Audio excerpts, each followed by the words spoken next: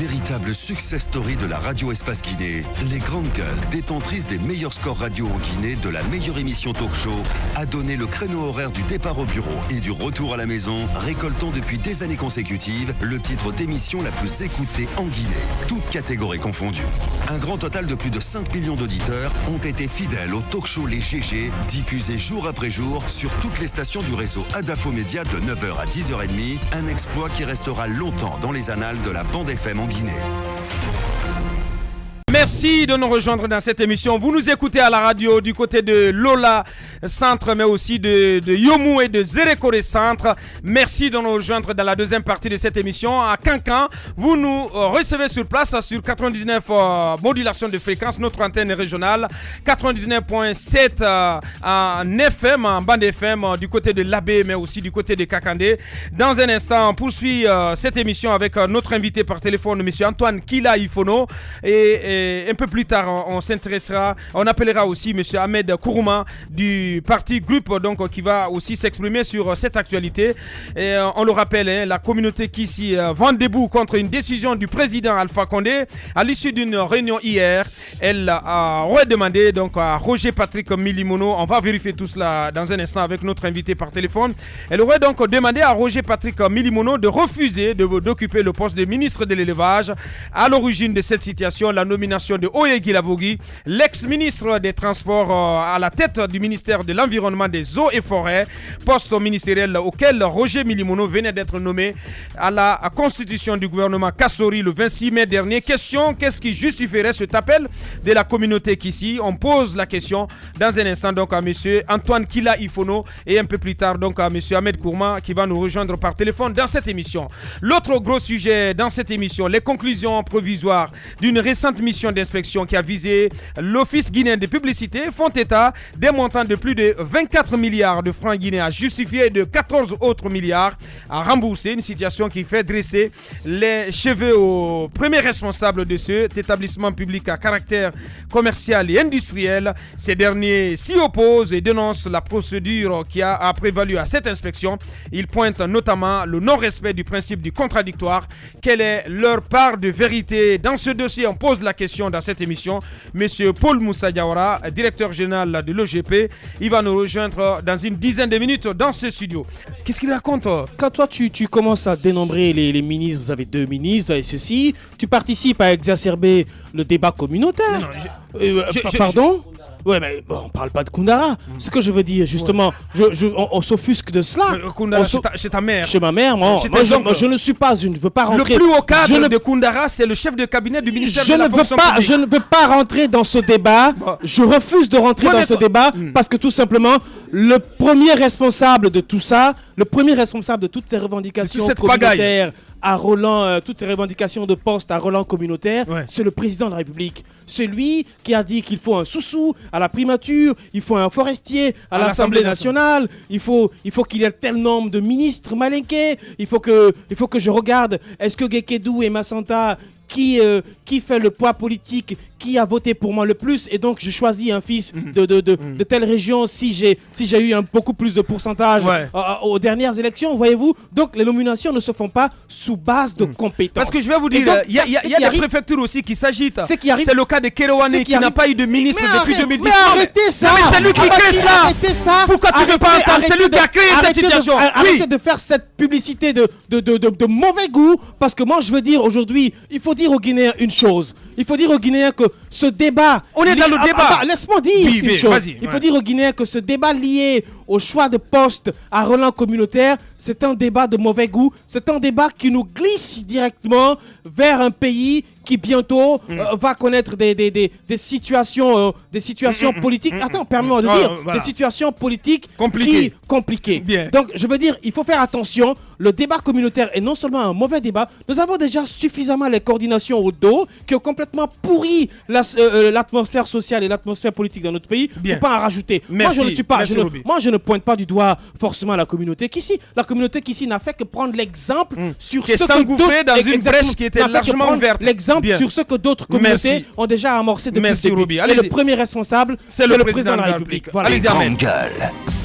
C'est un héritage qu'on en voulait brièvement, parce que nous avons notre invité qui passait à tout téléphone. Qu'on n'en voulait pas du tout, oui. Mais je pense que le président Alpha Condé nous l'a donné. Aujourd'hui, il faut l'assumer. C'est lui qui nous a imposé ce débat. C'est lui qui nous a imposé. Mais il faut signaler aussi que même avant lui, ce problème s'est posé. Si vous vous souvenez, lors de la formation du gouvernement par Lansana Kouyaté, il y a des gens qui se sont mis à compter les ministres pour dire il y a tel nombre de Peul, il y a tel nombre de Malinké, il y a tel nombre de ceci. Et finalement, ils sont allés se botter tout simplement en touche parce que quand il y a eu cette décantation, certains ont tout simplement eu honte. Je pense que c'est un jeu qui existe depuis longtemps, mais que la jeune génération devrait donc mettre derrière, où il faut tout simplement instituer une loi au niveau de l'Assemblée pour des personnes qui s'adonneront à tenir ce genre de propos dans la cité, pour que ces personnes soient tout simplement frappées par la loi. Je pense que ça peut nous aider parce que ça peut nous amener là où on ne s'entend pas, où on ne s'attend pas du tout. On se souvient, avec le Rwanda, ce qui s'est passé, il a fallu une décision autour de cela. Pour qu'on ne puisse même plus poser la question à quelqu'un si vous êtes Hutu, si vous êtes Tutsi. Donc je pense que nous, c'est vrai qu'on n'est pas arrivé à ce degré, mais il faut déjà il faut déjà alerter tout en prenant des dispositions dans ce sens, et que tout cadre qui s'adonne désormais à tenir ce genre de propos, ou toute communauté ou des personnes qui s'adonnent à ce genre d'attitude, que ces personnes soient arrêtées, jugées et condamnées. Bien, nous avons M. Antoine Kila Ifono qui revient à l'antenne. Les grandes gueules. Bienvenue à nouveau, Monsieur Ifono. Nous avons appris, on aimerait bien entendu que vous confirmiez ou pas, vous infirmiez l'information que nous avons reçue, que nous savons tous que Monsieur Patrick Milimouno a estimé qu'il était hors de question qu'il rejette le poste de ministre de l'élevage. Nous l'avons donc tous appris.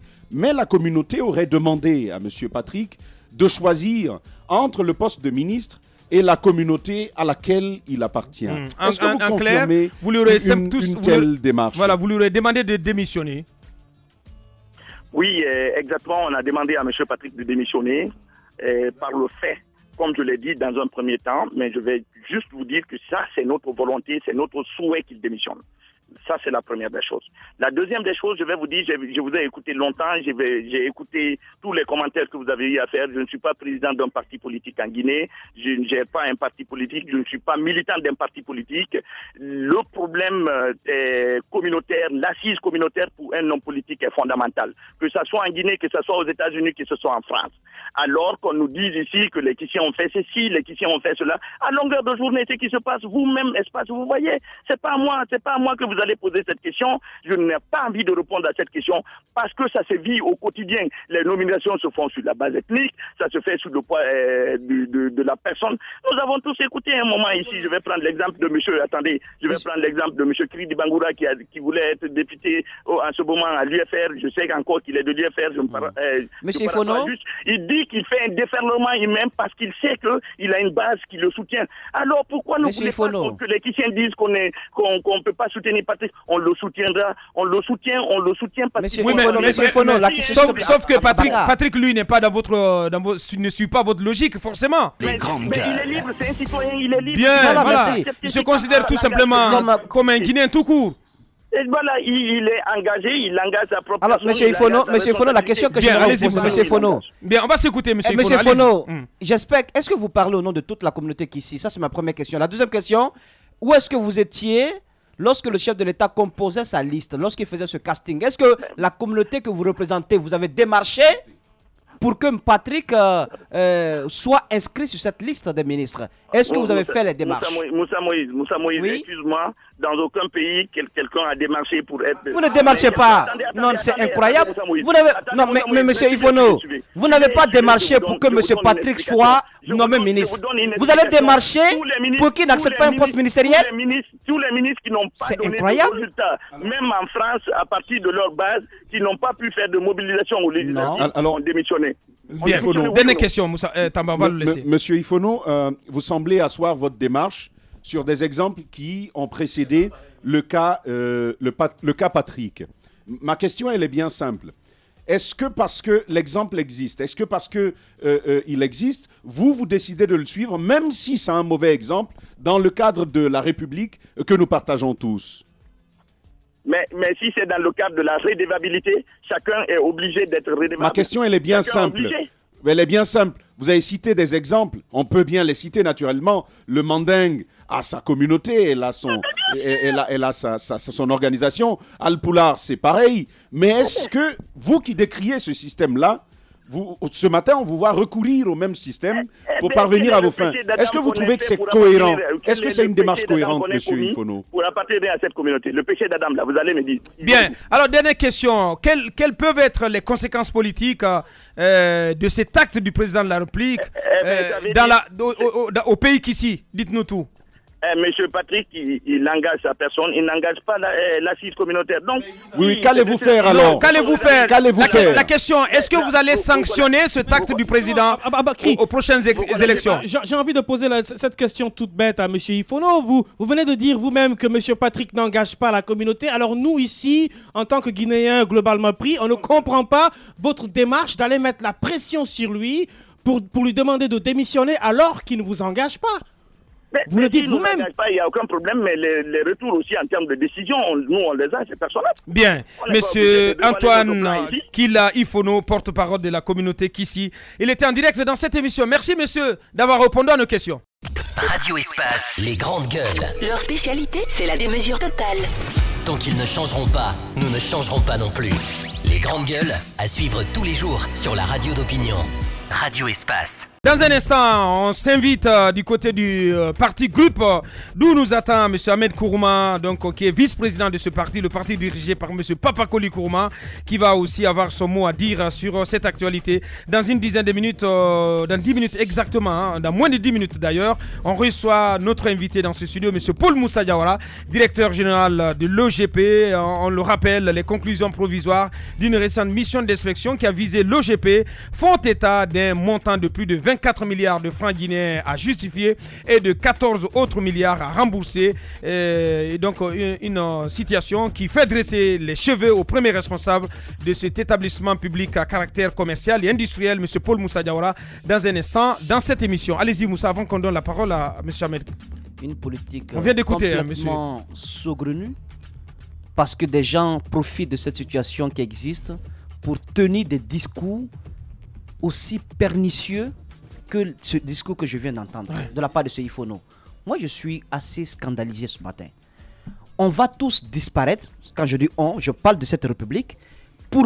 On va créer une sorte de territoire avec des portions occupées par des individus, des groupuscules. Une sorte de balkanisation. Exactement. Quand on dit Wassoulou, il lève la tête. Quand on dit Mandi, il lève la tête. Mais c'est incroyable. Vous ne pouvez pas parler de république et être dans un territoire qui est en train de se morceler de la sorte. Ouais. Parce que c'est de ça dont il s'agit là. Le chef de l'État doit mettre fin à cette pagaille. C'est lui qui l'a créé. Ouais. C'est lui, encore une fois, qui l'a créé. Mais moi, j'aimerais dire une chose. C'est pourquoi ils ont fait des reproches à certains ministres. Vous entendez des gens dire, mais Dalin, quand il était ministre des Transports, des Travaux publics, mais qu'est-ce qu'il a fait à Dalin? Il n'y a pas de route à Moyenne-Guinée. Vous entendez des gens, on dirait qu'on l'a mis là comme Dalin. Pour uniquement s'occuper de la Moyenne-Guinée. On a fait le même reproche à Sidi Touré. Ah, il a fait quoi? Il a fait quoi pour la Basse-Côte? Quand on t'a mis ministre, tu n'as rien fait. Mais c'est ce qui se passe aujourd'hui. On te nomme ministre, c'est ta propre famille qui vient te dire n'oublie pas d'où tu viens. Bien. C'est incroyable. Un peu de temps. Je veux dire à M. Ifono qu'il n'a pas compris. Il donnait un exemple tout de suite en parlant de la France, des États-Unis. Il disait que non, les ministres qui n'avaient pas fait de poids. Mais c'est qu'il oublie qu'ils n'avaient pas fait de poids dans leur région, mais pas au sein de leur communauté. Donc lui, il parle de communauté. Donc il ne faut pas qu'il confonde. Il faut faire la part des choses. Il faut faire la part des choses. Bien. Il est en train de prendre un exemple qui ne colle pas du tout. Sur le même sujet, la réaction du parti groupe avec son vice-président, M. Ahmed Kourouma, direct. Les grandes gueules. Tamba. Monsieur Kourouma, bonjour. Bonjour. Bienvenue dans les grandes gueules. On croit savoir que vous, à la place de Oyegui Lavogui, vous n'auriez pas accepté cette nomination, vous n'auriez pas poussé le bouchon plus loin. Dites-nous sincèrement, Monsieur Ahmed Kourouma, j'ai mon opinion là-dessus, mais dites-nous sincèrement, si le président de la République vous avez ainsi demandé pour le ministère de l'Environnement, bombarder ministre d'État. Après avoir refusé. Absolument. Est-ce que vous auriez dit non? Évidemment, d'abord que j'aurais dit non parce que j'ai l'esprit de la République, mais je voudrais tout d'abord condamner avec la plus ferme et la plus grande des énergies les propos qui viennent d'être tenus par ce fossoyeur de la République qui ne représente nullement la communauté qu'ici, mais qui ne représente que lui-même.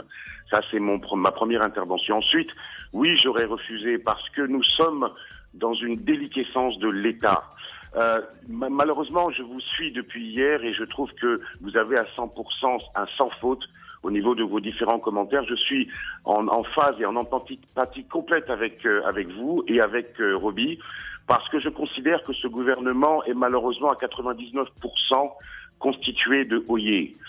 Vous avez un gouvernement qui est nommé sur la base ethnique. Vous avez un gouvernement qui est nommé sur la base de services rendus. Enfin bref, vous avez tout sauf un gouvernement nommé sur la base de la méritocratie et, comme il a été annoncé, proche du peuple. C'est un gouvernement de remerciements, de gens qui prétendent être autour du président pour lui amener des voix, ce qui est faux. La plupart de ces gens-là ne représentent même pas 1, voire 2% maximum du corps électoral guinéen. Et il est temps, vraiment il est temps, pour finir, que l'on mette un cordon sanitaire autour de Sékou-Touré pour empêcher ces soi-disant coordinations religieuses, communautaires, ce que j'appelle les coordinations populistes, de rentrer à Sékou-Touré parce qu'ils sont en train de nous déglinguer notre pays. Ça devient insupportable. Au Parti Groupe, nous condamnons fermement, je dis bien fermement, ce qui se passe actuellement parce que c'est un scandale républicain.